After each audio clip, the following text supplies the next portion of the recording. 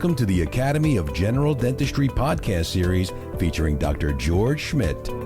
Each episode features experts in the field of dentistry who share insights and inspiration to help you succeed.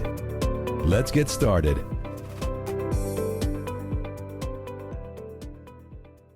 Hey, welcome back, everyone. We've got a fantastic show for you today as I welcome not one, but two great guests on the program today. Dr. Stephanie Tilley, a return guest, and student doctor Jacqui Kozlowski. Hi, ladies. How are you? Great. How are you? I'm good. How are you?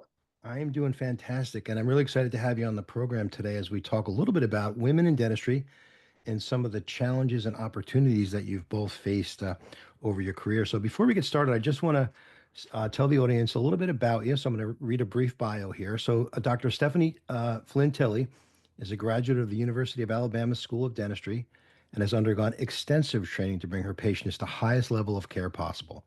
Tilley is a native of Pensacola, Florida, and has been practicing dentistry in her hometown since 1998. She's a member of the AGD, as well as the American Dental Association, the Florida Dental Association, Alabama Dental Association, Academy of Laser Dentistry, Oral Implantology, and Academy of American Facial Aesthetics. And student Dr. Jacqui Kozlowski is a third-year dental student at Midwestern University College of Dental Medicine, Illinois. She is from Novi, Michigan, and received her bachelor's in human biology from Michigan State University. And currently, she's an active member of the American Student Dental Association and serves as a secretary of the organization's local chapter. In 2024, she attended ASDA's National Leadership Conference. She holds the position of vice president of the CDMI Dental Student Council.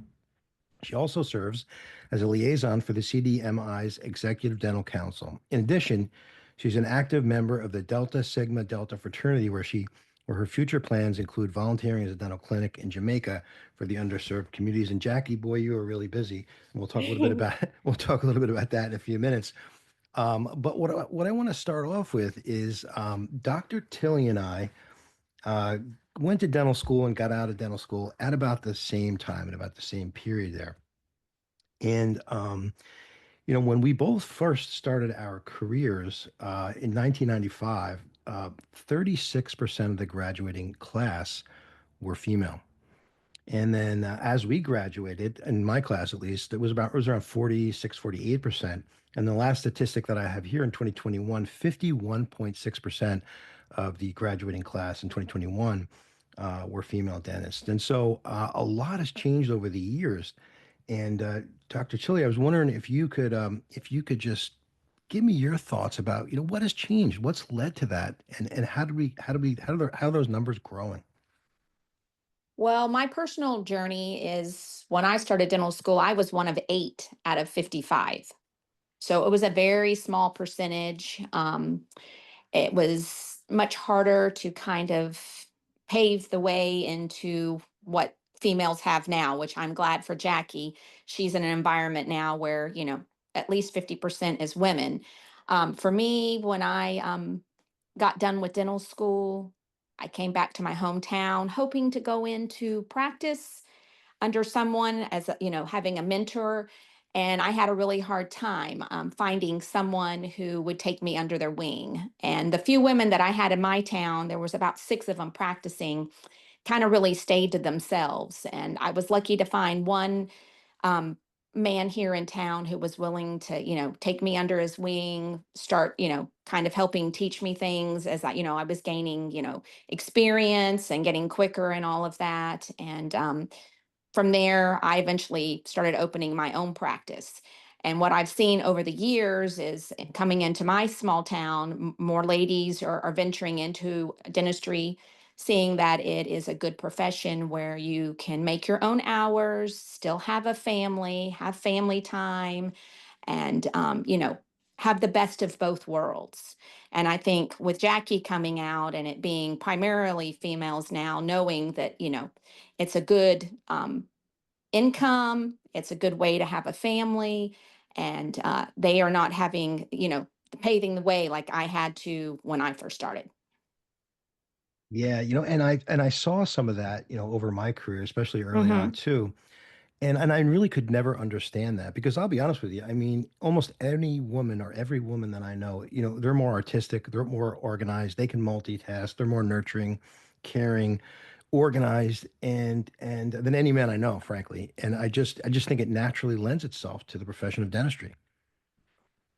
I would agree with that. I'm sure Jackie would as well. Yes. A little bit.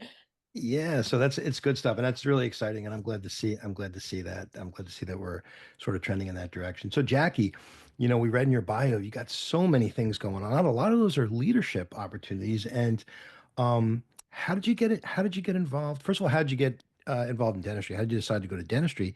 And then how did you get involved in all those leadership positions that you have? So, my path was a little different getting involved in dentistry. I originally was going to be taking the medical school route. And I was working at a physical therapy office in the meantime while I was applying. And when I was there, one of my patients was a dentist, and I got talking to him and whatever. And he kind of just said, "Have you ever thought about going into dentistry?" And at that point, it never had crossed my mind, but I'm open book. So I was like, sure, let's try it. Like, why not? So he invited me to come shadow, and I kind of checked it out. And just as you guys were just talking about, I didn't realize the extent of all that it entailed. It's not just dentistry, but also like the lifestyle that comes with it is very um, nice to have. And so I kind of got to see how it all worked and how that could fit into my life. And from there, I was like, I'm game for this. This is going to be wonderful. I think this is something I want to do because it kind of holds everything that I'm interested in. And so from that point on, I just kind of went and applied to dental school, and here I am today. So, and another thing going off of that is just the whole leadership thing. That's one important thing that dentistry kind of held is you can own your own practice, you can run your own show and stuff like that. And that really was of interest to me because being like type A and all those things, I just wanted to have like a little bit more of an impact in that matter. So that's kind of how I'm sort of taking those roles on right now while it's still being in school, is just trying to apply myself in all these different clubs and such so that I can gain better knowledge and learn more so that hopefully one day if I have my own practice, I can apply that in that sense. Yeah, and I think that's the key. And I've said this before that, a lot of folks they get into dental school and the objective is let me check as many boxes as quickly as I can and let me get out of here. But doing what you're doing and becoming involved and speaking to people and absorbing as much as possible when you're in school. I mean, I don't think there's anything better than that, quite Right. frankly.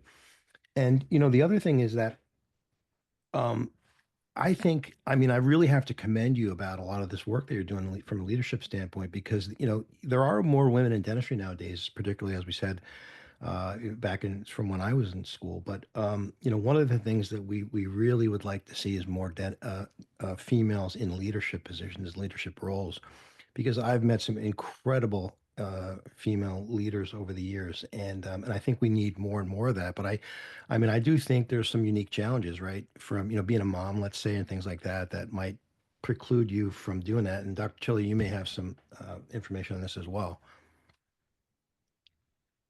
Yes, it has challenges, being a mom full time as well as running a business. But if you have, a good support system at home, you're able to balance both of them. And I think as females, we tend to balance things a lot better than sometimes, our counterparts of males tend to get, one-sided and focused in one area, whereas we kind of juggle more balls at one time, so to speak.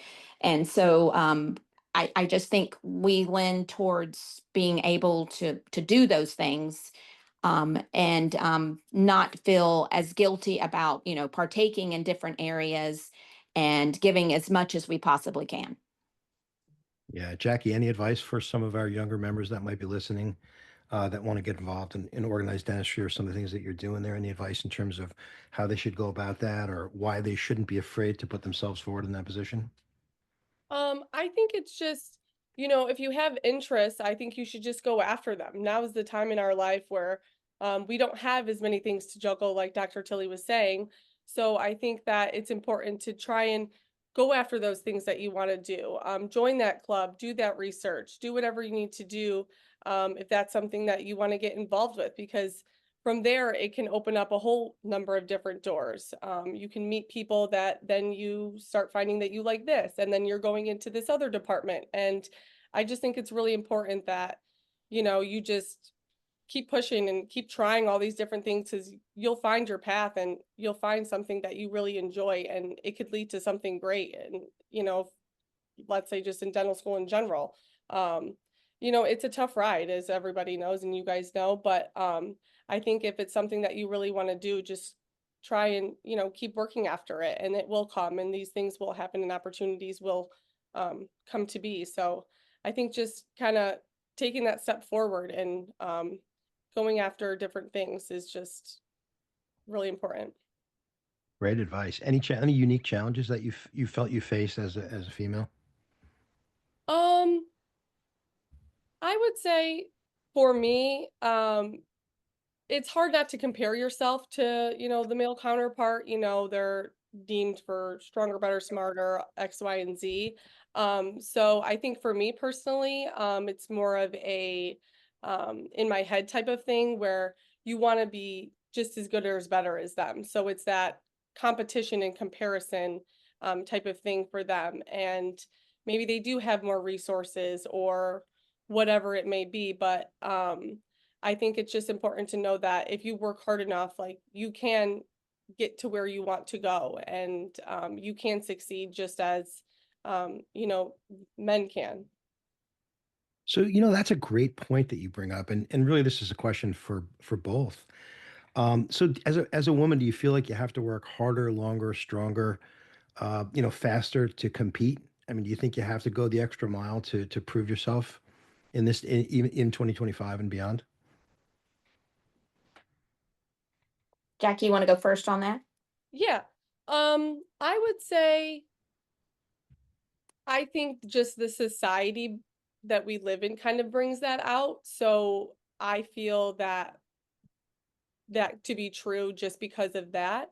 But when it comes down to it at the end of the day, I feel like we're all human, and we have things nowadays that we didn't used to have as women. And so we should start using that to our benefit. And so I think it's more of just a get out of your head type of thing, and sort of, if you want to get something done, get it done. And maybe we do have to work harder or whatnot, but I think that you can get there eventually. And it might not be that you're slower or not as good as the male counterpart. It's more of just a different aspect to it. So I think that I don't necessarily feel that, women nowadays, especially like you had said, with us being there's so many more women in dentistry, that I have to like fight harder, but I just think that it helps at least like bring us up to a higher standard, and it maintains that standard for everybody.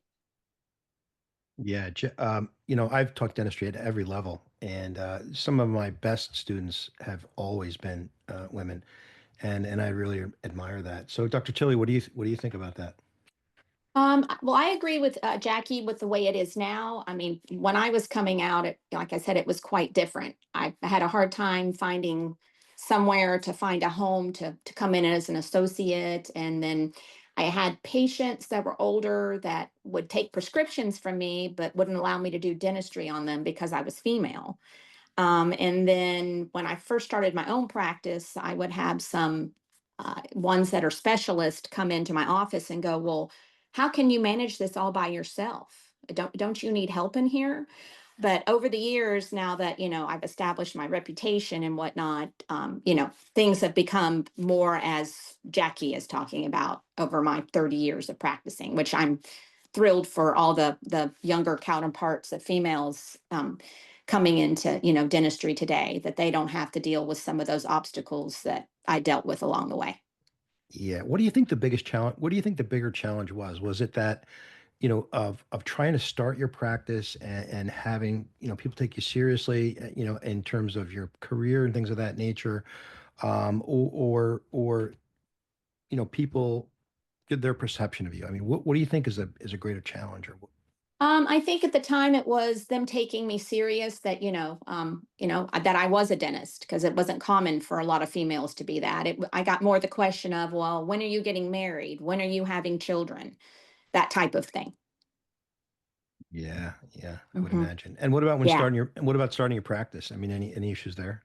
No, I shared time with an older dentist, and I worked for the county from 7 a.m. to 2 in the afternoon, and then from 2:30 to 10 at night, I worked for myself, sharing space when the older doctor was not working for the rest of the day. And I did that for 2.5 years until I found a piece of property I wanted to purchase and had enough money to do so. And then I opened and my own practice and designed my own office.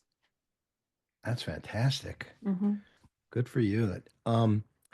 So what are some of the opportunities that you can think of that, someone a female dentist, let's say that's coming out, or actually anybody for that matter, Yeah. who's coming out and may feel some of these pressures or challenges? Like I've always said, a lot of things have changed in dentistry over the last 30 years, materials and all that kind of things. But one Right. thing that hasn't changed is that apprehension, the feeling you're frankly scared when you're coming out. I mean, are there some opportunities that you can recall that really helped you go down that journey? I just looked for avenues of things that really interest me and dentistry, so aesthetics, or I wanted to do TMJ, and then I wanted to get involved in implants. So I would locate courses and just delve into those areas for an entire year until I felt really competent in them to bring those services into my patients so I could start providing those to them. And I know that finding a mentor is always a great help for a lot of people. And I know you've got a great one, Yes, Dr. Tim Kaczynski, who I think you worked with in implants and things like that. So seeking out and finding a great mentor would be another piece of advice I would imagine. definitely. Yes. And he has been just a phenomenal mentor to me. And I that all started with my journey into implants. And that was because I had patients coming in and trying to restore some of these implants from specialists. They weren't ideally placed, they were just placing them in bone instead of trying to look tooth inward to make it aesthetically look pleasing and functioning. So that's how my journey started. And I took a class with Dr. Kaczynski, and then from there, he became my mentor.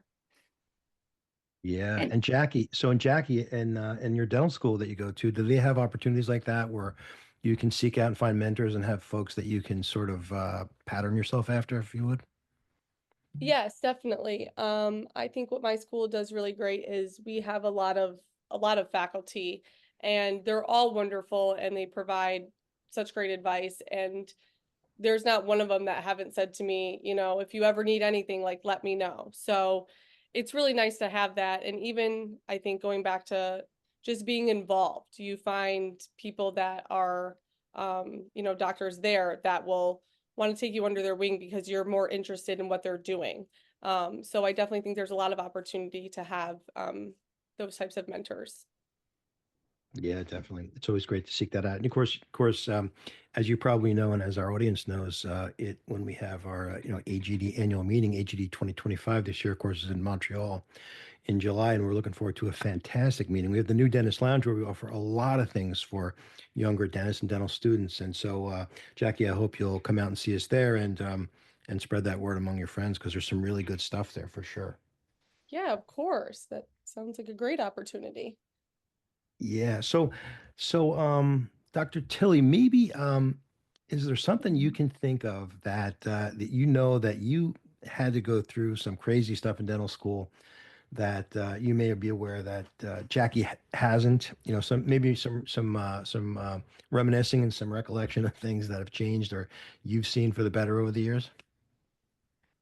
well, I think now they don't have to take live patient boards, if that's my understanding, the way that we did when we went through dental school.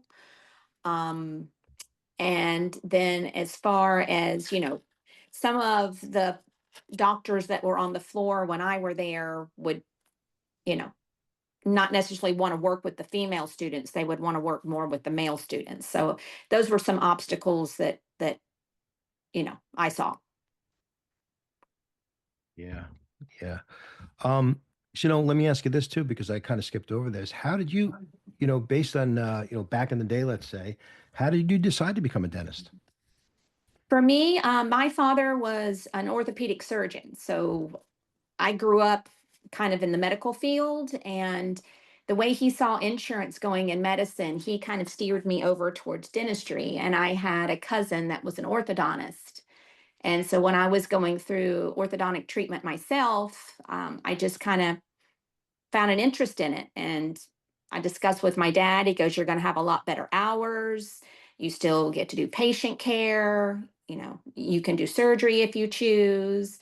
And so since I was a 12, I decided that's what I wanted to do with my life. I was kind of unusual in that fashion. Yeah, good for you. That's good Yeah. stuff. And I still have a great passion for it.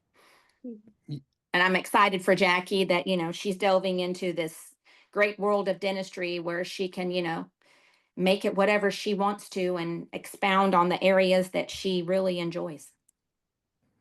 Yeah. So Jackie, and I know you and Dr. Tilley have spoke before, and you know each other a little bit, but as a D3 dental student, what would be something that a D3 would want to ask Dr. Tilley, and sort of pick her brain about? I would say just kind of like we were talking about, like how to balance, the rest of your life with dentistry. Yeah, like you had said, it has gotten a lot better in that terms, and it is a career that does allow for that. But I think just, having kids and things like that, how does that integrate? And then also, do you feel like um, you are comfortable with starting up your own practice and getting involved without having to kind of overwork or compare yourself to like a male counterpart or something? Or Okay. Um, Even without kids, I would tell you you need to set a time so much in a year that you take off. Dentistry is very challenging to our bodies. It's a physical job. And from doing it multiple years, you will find that as you get older, you have to work smarter, not harder. And so, what I do now that I have a child is I block out 4 weeks out of the year to take off time to be with her and the rest of my family. And that kind of gives me a reset, like once a quarter, to let my body rest, my mind rest, spend time with my family. And I would highly recommend that for you. And you can kind of tag along sometimes, doing some continuing education along with family time. I've done that quite a bit with my daughter, which has been really nice and convenient. And I just think that you're able to, far as starting a practice with the help of, Dr. Kaczynski and myself, yes. we're here to answer any questions. We both started our own practices. You can do this if it's something you choose to do up front. You're going to have a lot more hours put in, but it'll pay off in the long run. And then you'll be able to tweak your schedule. I only work 4 days a week. So it's wonderful. When I first started, I worked 5 days a week. But as you establish a practice, you can adjust your schedule and you could end at 3 in the afternoon so you can go pick up children from school. So that you just kind of morph into what fits your lifestyle. So I always wondered, as a mom, I mean, how do you, it just amazes me that, that you could be a mom, and, that's a job and a part-time job, and then work as a dentist as well, which is another full-time job, and be able to just manage all that with all the stress that we have to go through. I mean, do you just become better at compartmentalizing things, and how do you manage that from a mental standpoint? When I leave the office, I leave dentistry at the office. And then I turn on my mom hat because I'm a single parent by myself.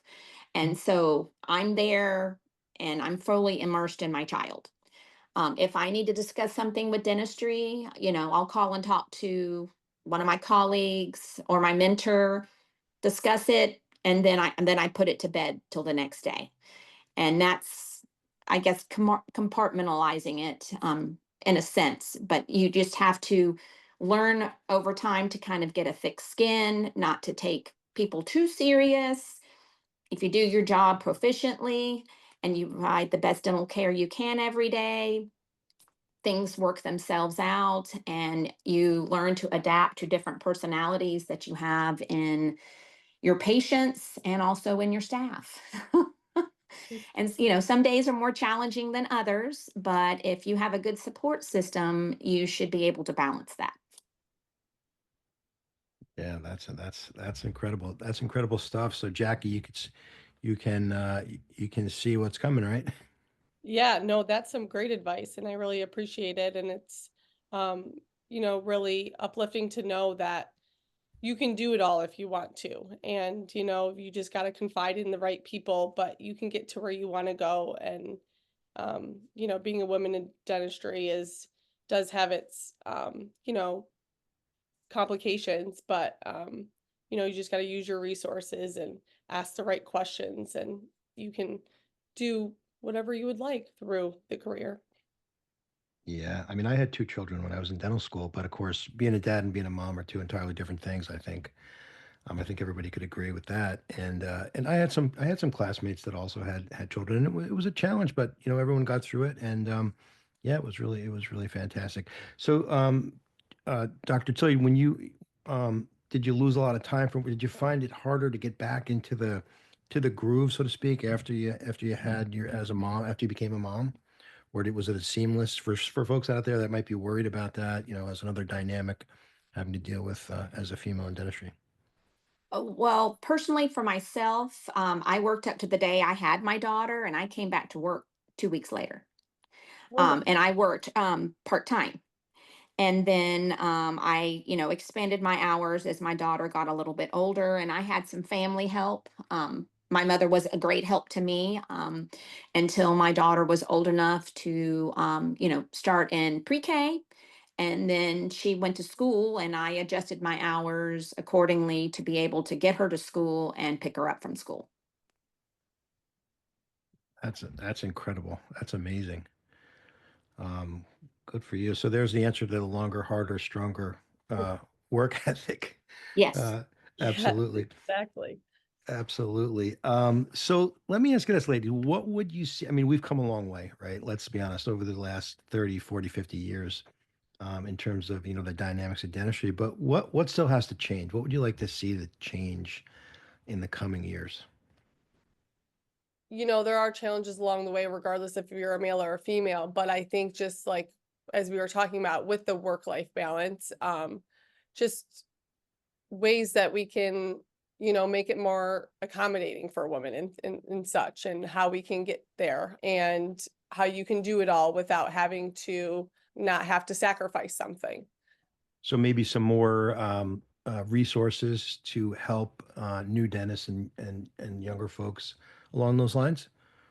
Yeah, I would say so, because in dental school they teach you dentistry, obviously, but they don't really teach you how to integrate your life. And maybe other schools might be different, but we don't get much business learning and things like that. So it's how do you apply yourself through everything else so that you can be successful not only in dentistry but in all other aspects. So just kind of learning more about that, and like, the next steps. What are we supposed to do? It's kind of like general idea of, you work for someone else and then you can go from there, which I think is great, and that's how it goes. But at the same time, it's all the small things. So just kind of having, like you said, almost like resources, or something that it can kind of guide you to know that you're kind of on the right path, because there's a lot of decisions that have to be made after graduation and even while you're going through dental school. And it's just having somebody to